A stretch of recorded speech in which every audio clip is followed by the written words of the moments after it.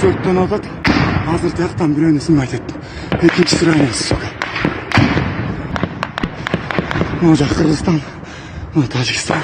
Акча алып Чыңгыз деген аскер кызматкерибиз болгон. Bir gün murun men отпускага кол коюп берген. Үйлөнгөнгө кетейин жолдош полковник деп билгенде мен кол коюп берген. 15 gün мына пласта келсем, усиление турган экен. Эмне отпускага кетпедиң десем, жолдош полковник мында кырдаал болбаса мен кантип кетип калам деди. Эртеси күнү Альфа Актайын багыттагы жатка жол көрсөтүп кетип курбан болду. Вот элдик. Ошого кереги жок болсо кетип алса да болот эле.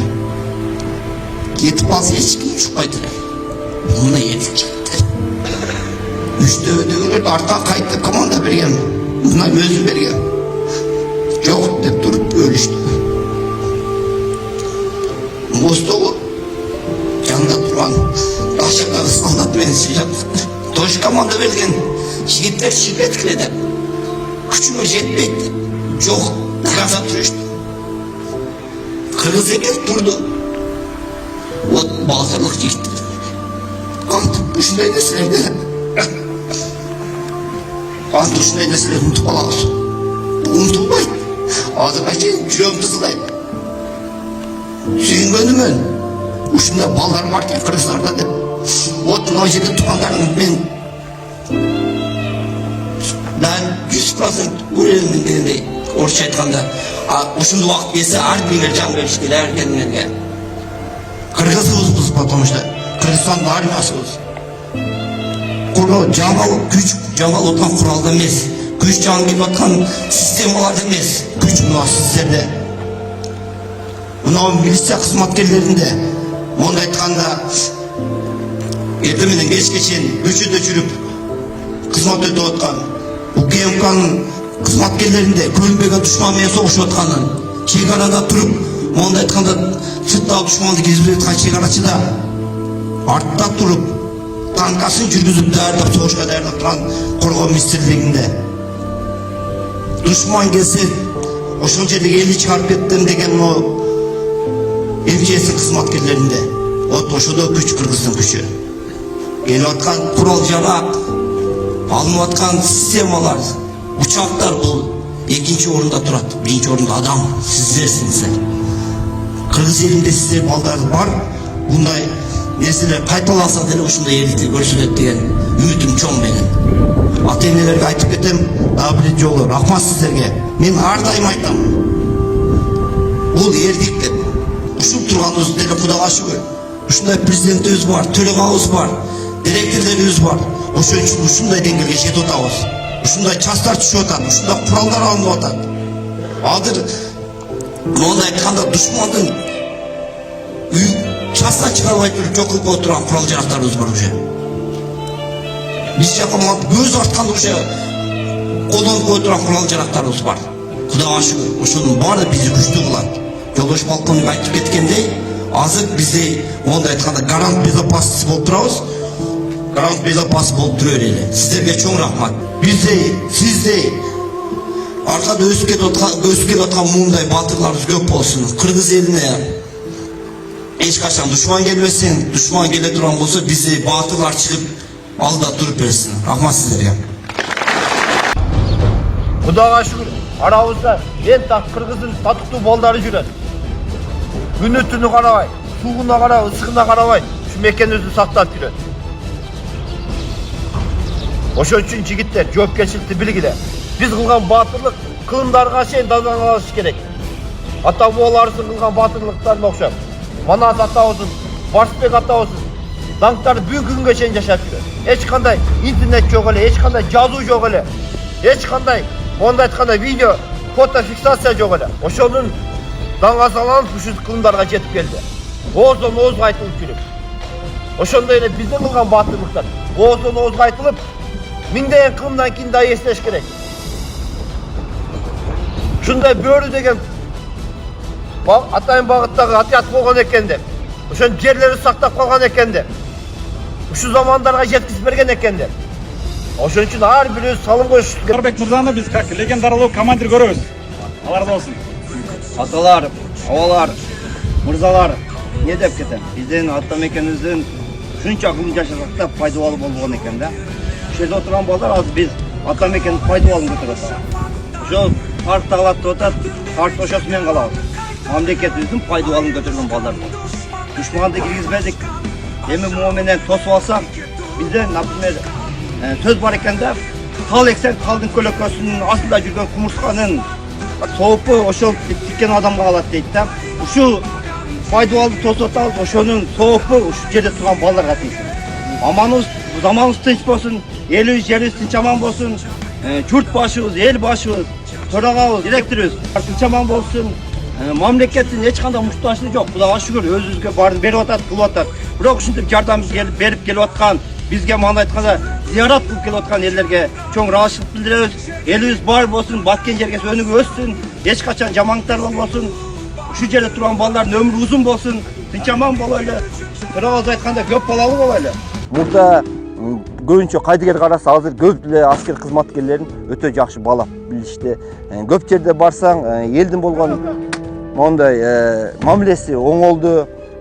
Көчөдө кетип атсаң деле жаш балдар мондай айтканда 7 жаштан баштап 70 жашына чейин карылар туруп алып учурашып, өтүп кетип атсаң аскердик мондай айтканда аскердик саламдашуу, воинский приветствие беришет.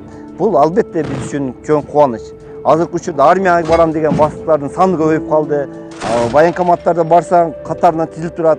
Бизге да азыр мондай айтканда аскер кызматыбызда вакант жок болсо да келип кызмат өтөйм дегендер өтө көп болуп атат. Ата бабаларыбыздын бизге ушул жерлерди сактап, ушул күнгө жеткизип бергенине арбактарына ыраазычылык билдирет элем. Биз да бул жерибизди сактап, кийинки урпактарга, кийинки муундарга бергенге даярбыз. Бир да сантиметр жерибизди душманга бербейбиз, бир да сантиметр жерибизге душмандын бутун басырбайбыз. Азыркы учурга биз мамлекеттин жетекчилигинин, президентибиздин, биздин төрагабыздын, директорубуздун иш аракеттеринин аркасынан биздин куралдуу күчтөрүбүз, тегеле куралдуу күчтөрүбүз, биздин аскер бөлүк, биздин куралдуу күчтөрүбүз жаңы үлгүдөгү курал жарактар менен камсыз болуп баштады. Этап менен келип жатат. Азыркы учурда биз жерде эле эмес, асманда да согушканга, учкусуз учуучу аппараттардын күчү менен согушканга да кудуретибиз жетип калды. Кээ бирки көрсөткүчтөрдөн биз азыр өзүбүздүн региондогу аскерлердин бийикке жетип калдык десек да болот. Күчүрмөн даярдык боюнча азыркы учурда аскер кызматкерлери жаңы ыкмалар менен, жаңы согуш түрлөрү менен үйрөнүп жатабыз. Мамлекет тарабынан азыр көптөгөн чоңдогон акчалар бөлүнүп жатат. Бизди камсыздап берип жатат. Бизге согуш жүргүзүүгө эмне курал жарак, аспаптар керек болсо бизге алып берип жатат. Азыркы учурда коомдо биздин чек арачыларга, аскер кызматкерлерге болгон көз караш өтө өзгөрдү десек болот. Мурда көбүнчө кайдыгер караса азыр көп эле аскер кызматкерлерин өтө жакшы баалап билишти. Көп жерде барсаң, элдин болгон мондай мамилеси оңолду. Көчөдө кетип атсаң деле жаш балдар мондай айтканда 7 жаштан баштап 70 жашына чейин карылар туруп алып учурашып, өтүп кетип атсаң аскердик мондай айтканда аскердик саламдашуу, воинский приветствие беришет. Бул албетте биз үчүн чоң кубаныч. Азыркы учурда армияга барам деген бастыктардын саны көбөйүп калды. Военкоматтарда барсаң катарынан тизилип турат.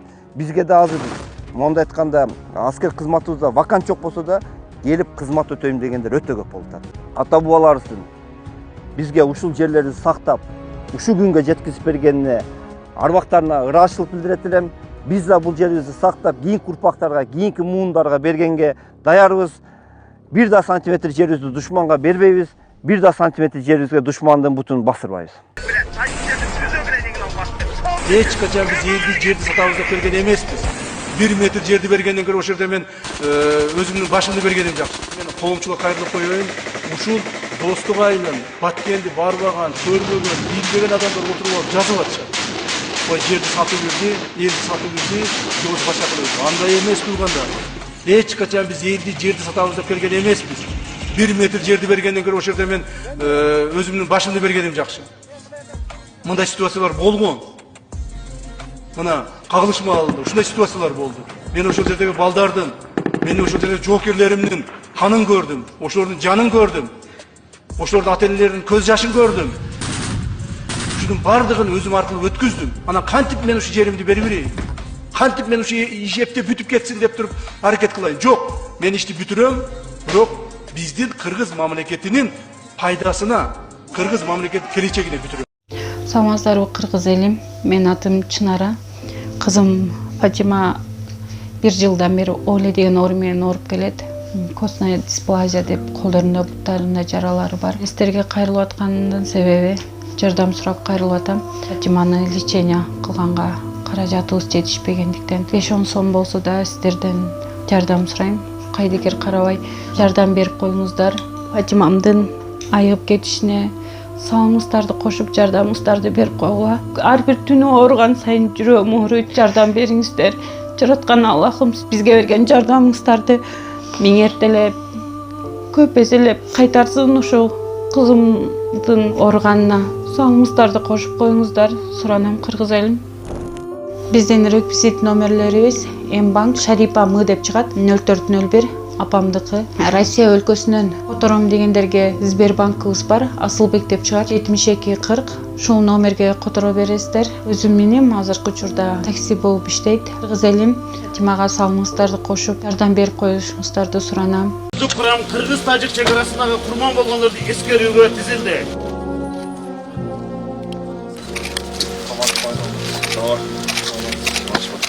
Бүгүн 16 сентябрда Атабей тарыхый мемориалдык комплексинде Кыргыз-Тажик чек арасындагы 2022 жылдын сентябрындагы окуяларда курман болгон жоокерлерди эскерүү митинги өттү. Эскерүү иш-чарасына министрлер кабинетинин төрагасынын орун басары УКМК төрагасы генерал-полковник Камчыбек Ташиев, ошондой эле күч түзүмдөрүнүн, укук коргоо органдарынын жетекчилери, ардагерлер жана чек ара кызматынын өздүк курамы катышты. Митинг реквием курман болгон жоокерлердин түбөлүк жайына гүл чамбарларды коюу менен башталды.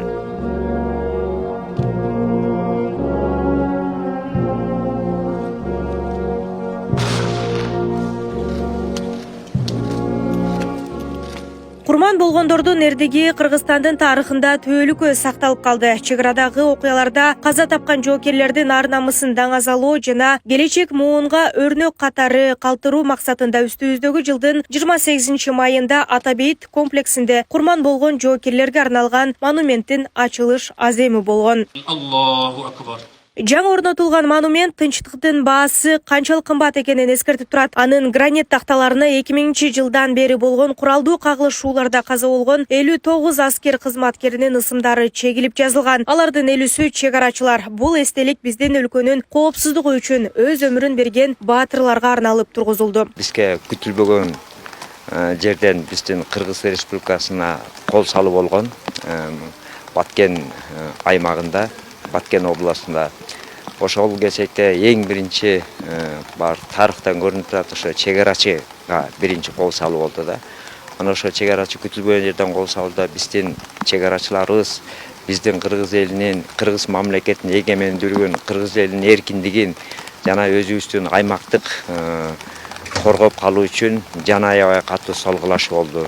Бул жерде биздин көптөгөн биздин офицерлерибиз, биздин чек арачыларыбыз ошол эрдик көргөзүп, элим женим деп, жерим деп кашык каны калганча согушуп, биздин жерибизди сактап калды да. Биз өзүбүздүн баатырларыбызды эч качан унутпайбыз, биздин жүрөгүбүздө калат.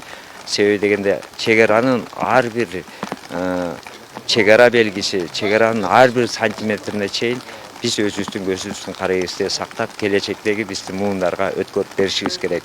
Бул өтө оор, өтө татаал, ошол эле маарда эң ардактуу кызмат.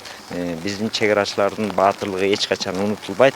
Биз ар дайым буларды эстеп турабыз. Эскерте кетсек, чек ара сакчыларынын эрдигин түбөлүккө калтыруу максатында өлкөнүн көз карандысыздыгы жана аймактык бүтүндүгү үчүн өз өмүрүн курман кылган 4 чек арачы Атабейт комплексинде жерге берилген.